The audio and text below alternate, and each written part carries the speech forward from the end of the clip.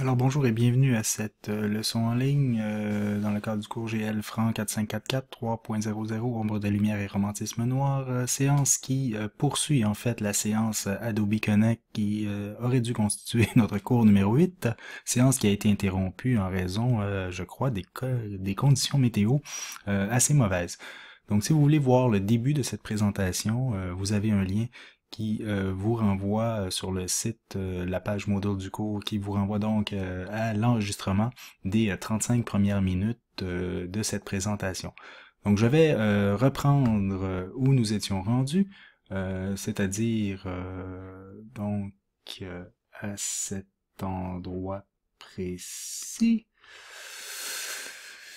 Donc, je vous parlais évidemment de donc des romans de science-fiction. On avait vu donc les différentes formes que prend la science dans le roman. Et lorsque l'enregistrement s'est interrompu, je vous disais que Poliska, donc de scientifique, devient roman de science-fiction lorsque donc on anticipe sur les progrès de la science, et aussi lorsqu'on met en scène des machines extravagantes qui rapprochent d'autant plus le roman du roman noir, parce que ces machines sont détournées et servent à des intérêts cruels et torsionnaires. Par exemple, la presse d'imprimerie, qui est une révolution qui aurait dû favoriser donc la liberté, la publication de la liberté de parole. Ici, la presse d'imprimerie est transformée, doublement pervertie, car elle sert à imprimer de fausses accusations et également on s'en sert comme instrument de torture. Vous vous rappelez de cet épisode où Poliska, on demande à Poliska, par l'intermédiaire de l'infâme Talbot, de faire gémir la presse, c'est-à-dire carrément de procéder à la torture du pauvre Durand qui est ligoté sur la presse.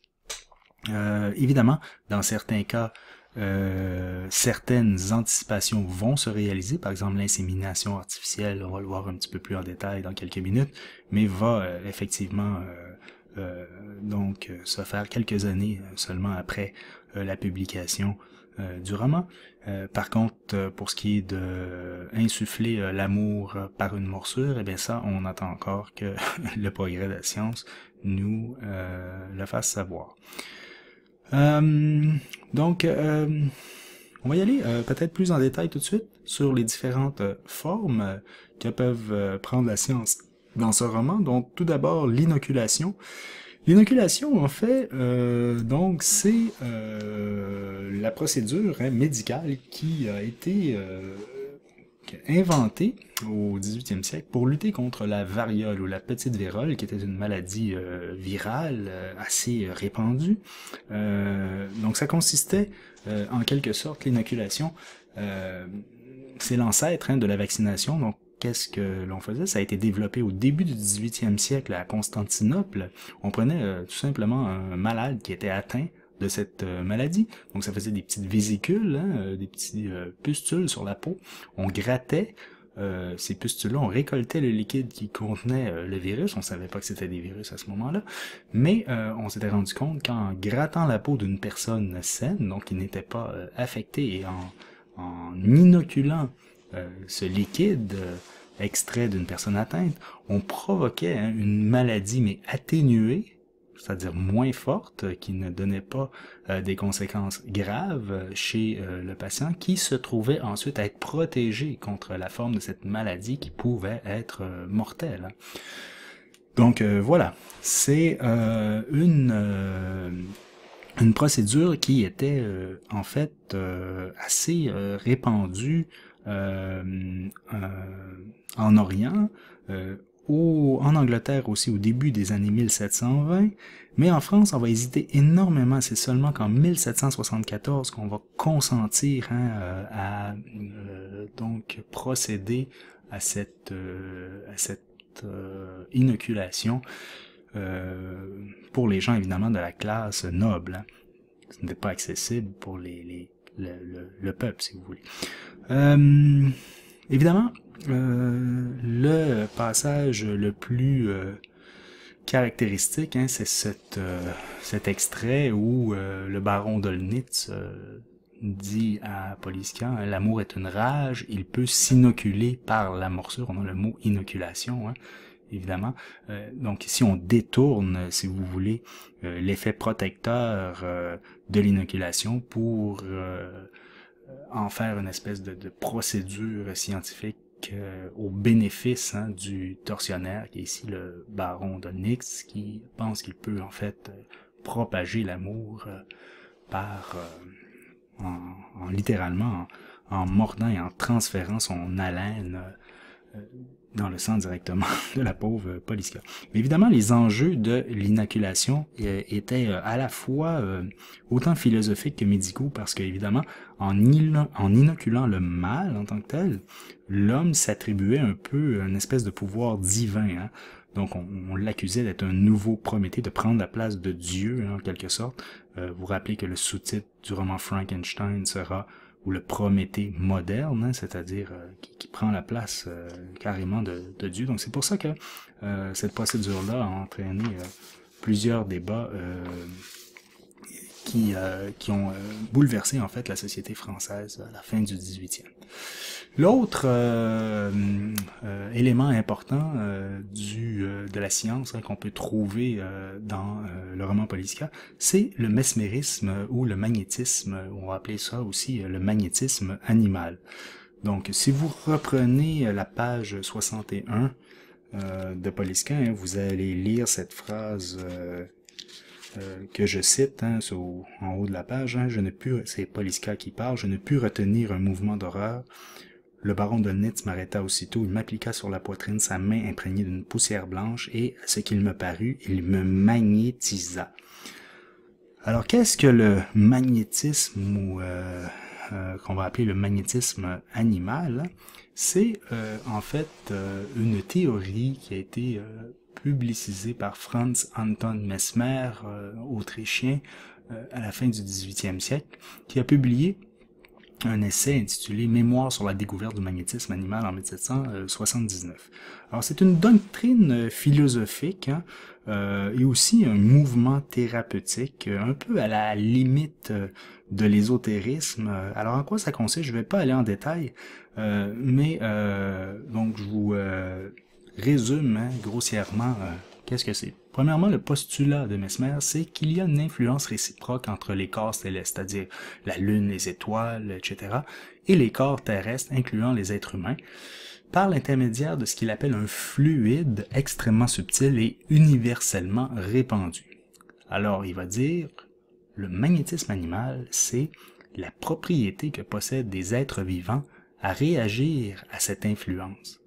Et la maladie va arriver lorsqu'il y a un dérangement qui empêche la libre circulation de ce fluide à l'intérieur du corps humain. Autrement dit, le médecin, dans ce cas-ci, va procéder à une cure, c'est-à-dire ce qu'il appelle une cure magnétique pour guérir le malade, qui consiste tout simplement à rétablir le cours normal du fluide afin de retrouver l'harmonie. Et en fait, ce que ça va être, c'est que le médecin, en l'occurrence presque toujours un homme, va faire quelques manipulations, c'est-à-dire quelques palpations bien choisies, qui va faire en sorte que, habituellement, une patiente au féminin va recouvrir donc la santé.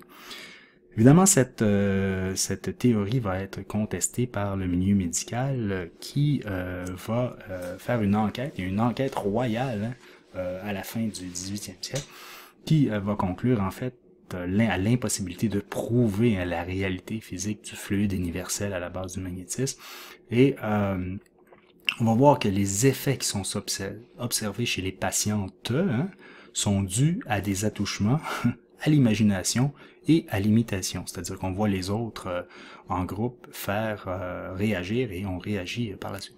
Évidemment, une forte charge érotique entre le magnétiseur et ses patientes, hein, et la commission royale va conclure à cet état de fait, c'est-à-dire que c'est une source de péril moral. Et vous allez voir un extrait de ça à la page 61, cette espèce de délire érotique au moment où Polisca faiblit. Hein, ça correspond en quelque sorte à l'état des patientes qui se soumettaient à ces traitements un peu controversés. Et la commission va conclure à la toute fin qu'il s'agit d'une pratique thérapeutique inutile et dangereuse et va condamner donc son utilisation. Évidemment, on peut en rire aujourd'hui, mais cette doctrine-là va être retravaillée au début du 18e siècle. Hein, et, bon, c'est pas important, mais je vous mentionne ça en parallèle, par un certain Puységur, c'était le nom du bonhomme, qui va reprendre hein, la théorie de Mesmer, mais qui va laisser de côté cette espèce de concept, de fluide qui était difficile à théoriser. Il va remplacer ça, en fait, par le mot somnambulisme.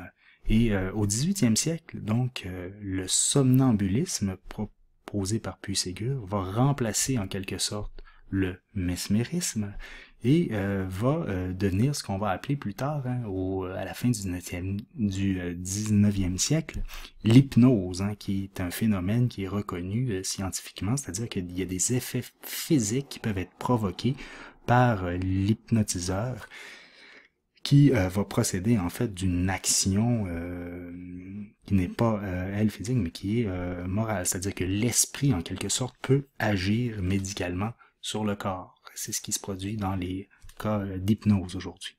Mais évidemment, à cette époque-là, cette pratique du magnétisme animal était très très très répandue et les gens de la haute société voulaient absolument rencontrer Mesmer. Et ici, je vais vous présenter un petit extrait d'un film, donc pas un grand film, mais qui met en vedette Alan Rickman, qui est décédé récemment, hein, que vous avez peut-être connu dans Harry Potter, et qui montre en fait comment se déroulaient ces séances de mesmérisation où habituellement plusieurs femmes étaient regroupées autour d'une espèce de bac où il y avait du fluide et ça dure 3 ou 4 minutes. Je vous montre ça et je vous reviens dans quelques secondes.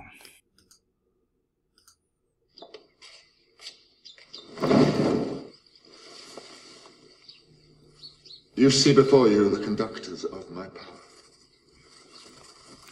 Don't be frightened if you swoon away. Don't resist.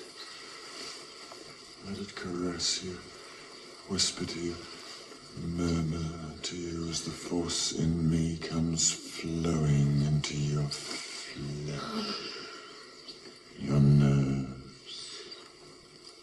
your bones.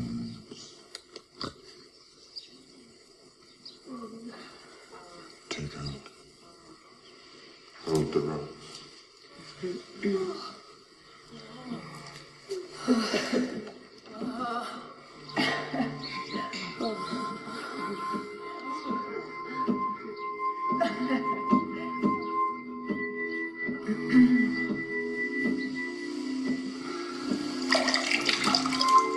may perhaps lose control of your senses.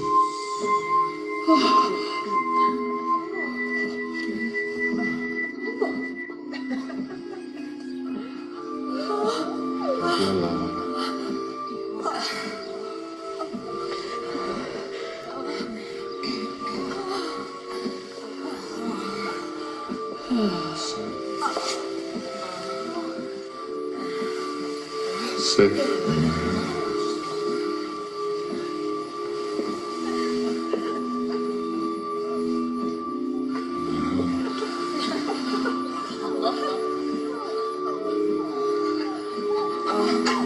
Put the rods on whatever part of your body ails you most.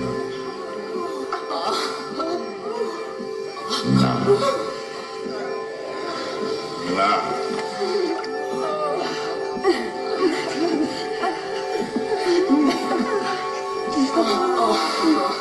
The vessel fluid is flowing. It's gathering strength. Feel it. Sense it.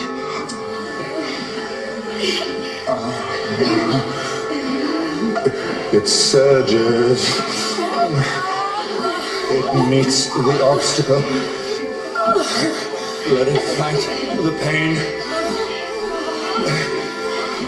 Your body is now a battlefield.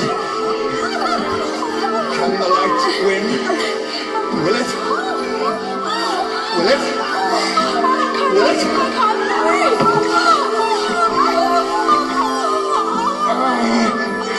The struggle, the fight, from my hands to you, as it contends with your ailments, untangles your nerves, stifles the obstacles.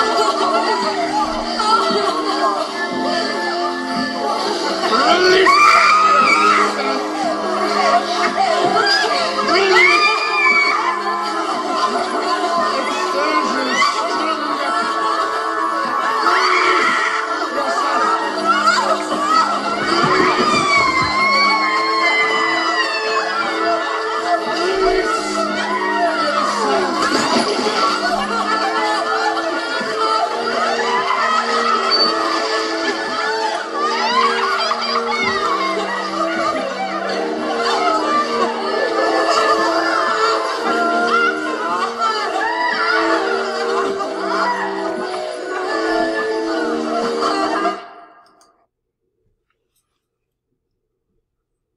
Donc, vous voyez, c'est presque pas exagéré, hein? Il y avait des séances comme ça qui se déroulaient et c'était très populaire évidemment.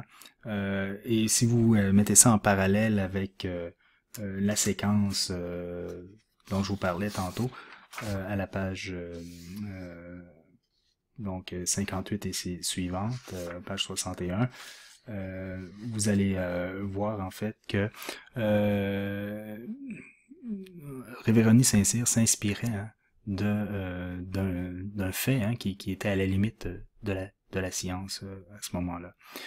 Bon voilà, on va retourner maintenant où nous étions rendus à notre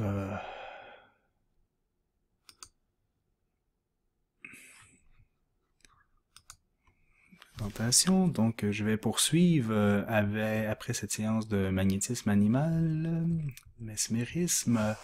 On va poursuivre à l'insémination artificielle que vous pouvez retrouver à la page 135. Hein, donc, l'épisode de la secte des misanthrophiles, qui est assez humoristique, mais qui aussi se base en fait sur des expériences qui ont réellement existé hein, à la fin du 18e siècle. L'abbé Lazzaro Spallanzani, donc qui a 2 L vraiment dans son nom, mais dans le roman on en met seulement un, est un naturaliste italien hein, qui avait procédé à de réelles expériences en 1777, donc 15 ans, plus de 15 ans, en fait 20 ans avant la publication de Polyscia, des expériences sur les grenouilles. En fait, ça consistait à prélever la semence d'une grenouille mâle et d'humecter hein, ensuite les œufs d'une grenouille femelle.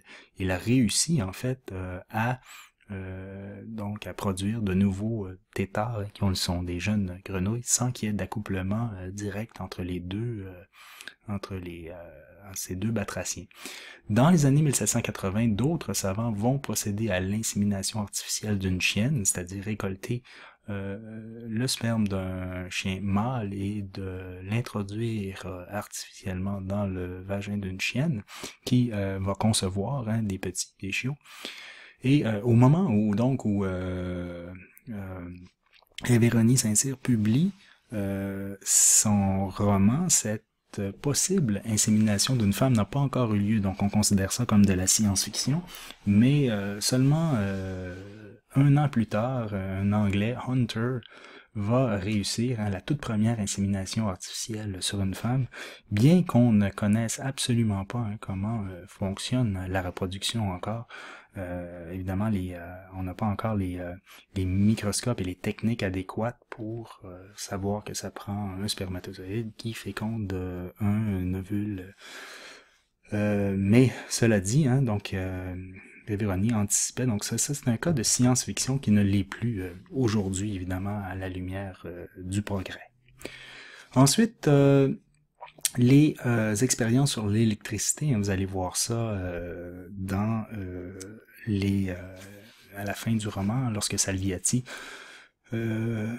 procède à ses expériences sur cette espèce de boule de verre où il va attacher Poliska et Zéphirina pour essayer de récolter par le phénomène électrique. C'est une espèce de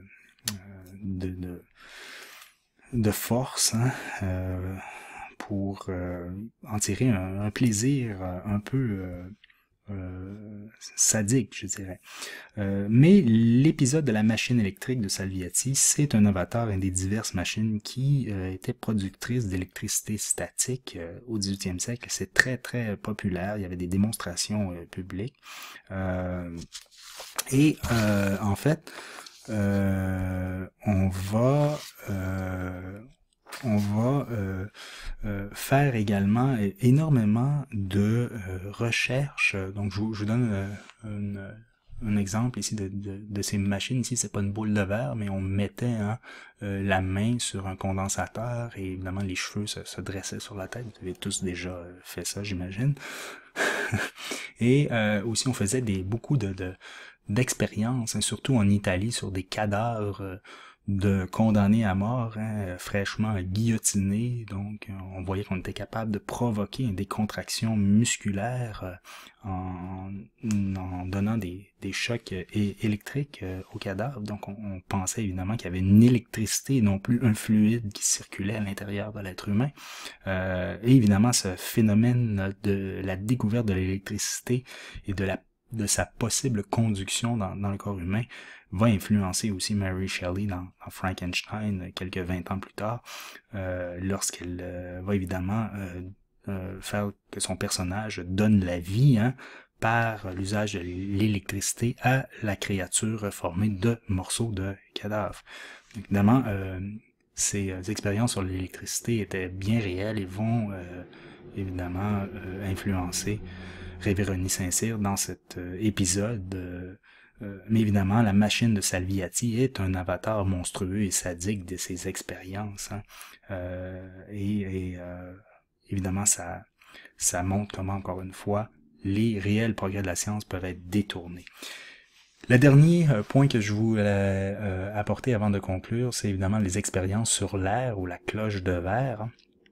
Vous avez ça donc à la page 216 où le baron Dolnitz met des enfants sous une cloche de verre et veut aspirer en quelque sorte leur jeunesse pour se l'insuffler sous la peau. Donc évidemment c'est retourné de manière parodique, mais ça renvoie à des expériences qui avaient lieu à la fin du 18e siècle, notamment le chimiste Lavoisier qui essayait d'étudier le phénomène de la respiration d'un point de vue chimique et physiologique.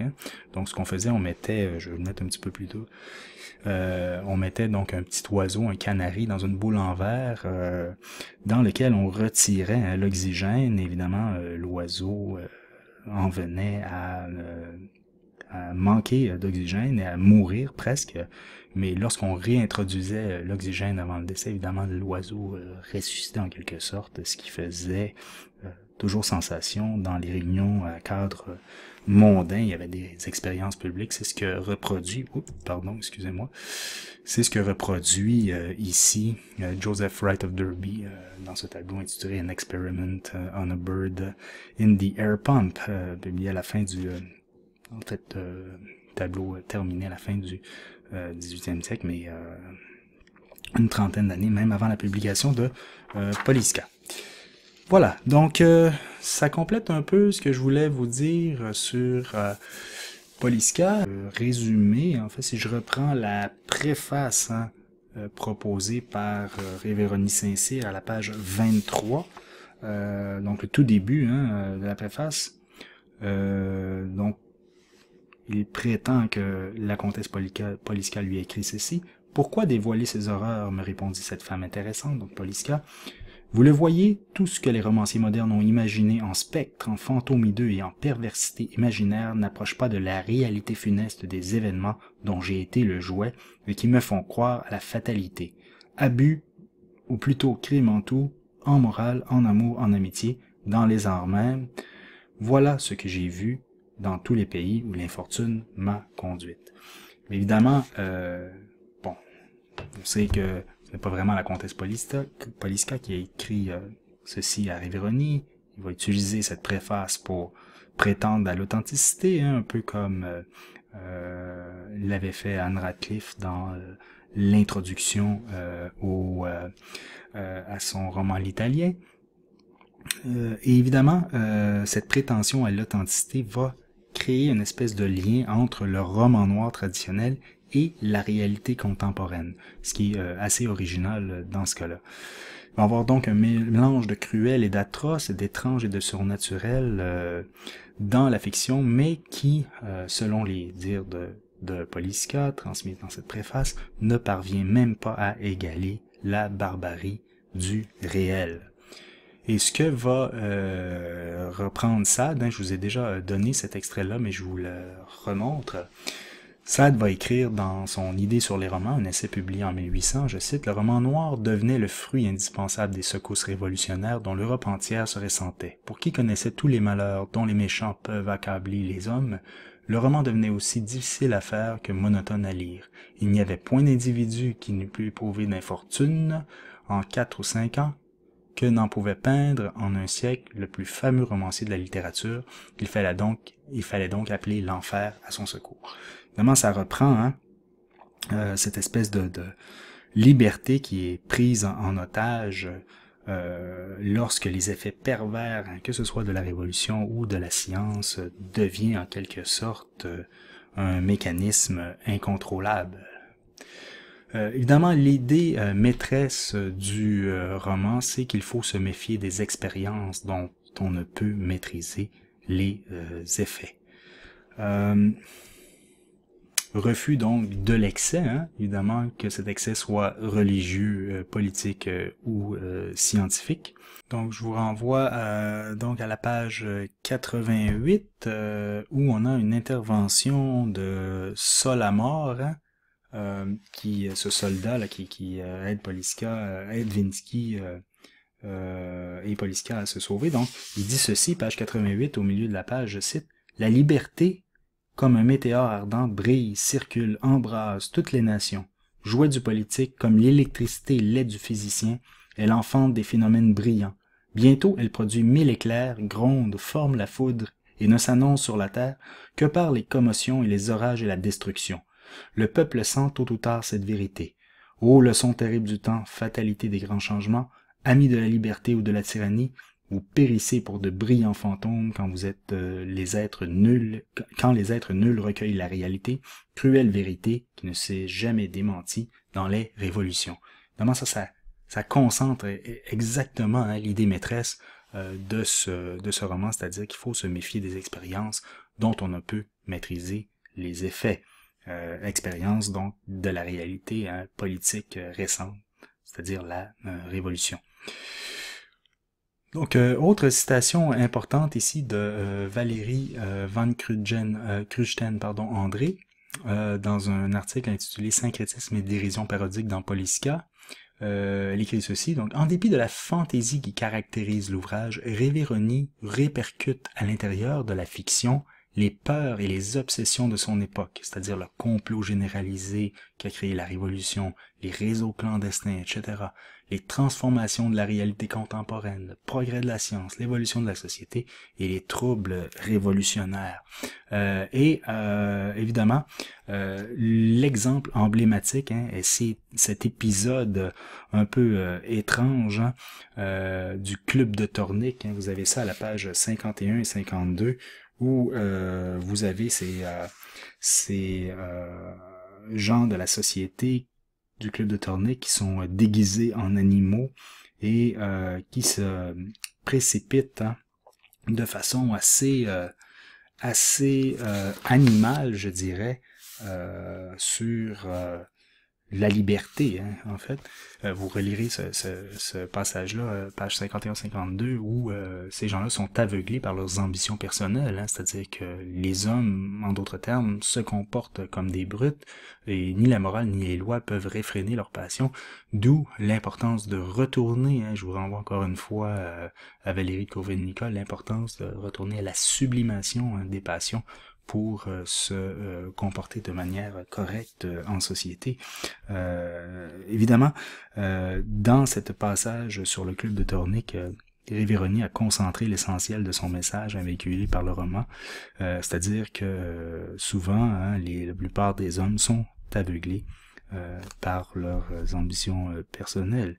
Et même les révolutions sanglantes vont naître de conflits d'intérêts individuels ensuite qui tournent ensuite en anarchie en quelque sorte. C'est comme, encore une fois, si la liberté était prise en otage et devenait donc un mécanisme incontrôlable. Donc en somme, Policica, le roman, c'est un amalgame des anxiétés politiques et scientifiques à la fin des années 90 qui sont traduites dans un roman qui adopte des caractéristiques du genre le plus populaire de l'époque, c'est-à-dire le roman gothique, le roman noir ou le roman terrifiant. Donc son but moral est essentiellement d'essayer de freiner la destruction de la moralité et de la société. Et ça permettait en quelque sorte aux lecteurs de l'époque de projeter leurs propres inquiétudes dans ce roman par rapport aux dangers qui guettent les forces imprévisibles, que ce soit de la politique ou de la science. Et ça annonce en quelque sorte d'une part Frankenstein avec les dérives possibles de la science, et aussi le romantisme. Il y a plusieurs caractéristiques particulières du romantisme dans Policica. Par exemple, vous avez remarqué que l'essentiel du roman est à la narration homodiégétique, c'est-à-dire le « je ». Normalement, vous avez Policica qui raconte son histoire, ensuite Ernest Pradislas qui raconte son histoire au « je ». Et ensuite, même il y a une petite partie où Dvinsky raconte sa propre histoire lorsqu'il était séquestré chez le peintre Paolo Guardia. Évidemment, il y a une orientation très très romantique, même vous irez relire la description des paysages qui correspondent aux sentiments des personnages. On en a parlé dans le cas de Radcliffe, mais c'est le cas aussi chez Riveroni Saint-Cyr. Et toute l'errance de Policica, en fait, ça correspond au cheminement, je dirais presque souterrain ou inconscient de la perversité humaine qui donne donc son sous-titre à ce roman. Donc en terminant, on pourrait dire à la lecture de Policica que la révolution, c'est un constat d'échec, c'est-à-dire que la révolution est devenue une machine folle, ou une machine devenue folle, je devrais dire, d'où l'importance de se contrôler, en fait. Et pour terminer sur une dernière citation de Van Kruchten-André, encore une fois, je cite, donc « En réalité, Policica est un roman symptomatique d'une époque qui se juge inconsciemment. La société perçoit les transformations qu'elle est en train de subir, mais ne sait guère encore qu'en penser. Le roman de Riveroni rassemble toutes les tendances littéraires de l'époque et, comme c'est fréquemment le cas en cette fin de 18e siècle, il fait éclater les catégories traditionnelles, mêle les genres et les tons, il se fait l'interprète des doutes et des inquiétudes du temps en les intégrant au modèle le plus approprié, le roman noir, mais le roman noir particulier est transfiguré par l'imagination débordante d'un auteur fasciné par l'extrême. » Alors voilà, c'est ce que je voulais vous présenter aujourd'hui. J'espère que donc l'interruption ne vous a pas trop déstabilisé et j'espère que ça aura éclairé quelque peu ce roman très très riche et qui se situe vraiment à la jonction du roman noir et du romantisme noir, qui contient à la fois des éléments traditionnels mais des éléments très très novateurs qui vont influencer, qu'on va retrouver dans les romans qui vont suivre au début du 19e siècle. Alors je vous remercie et je vous souhaite une belle fin de journée, une belle fin de semaine et à la prochaine.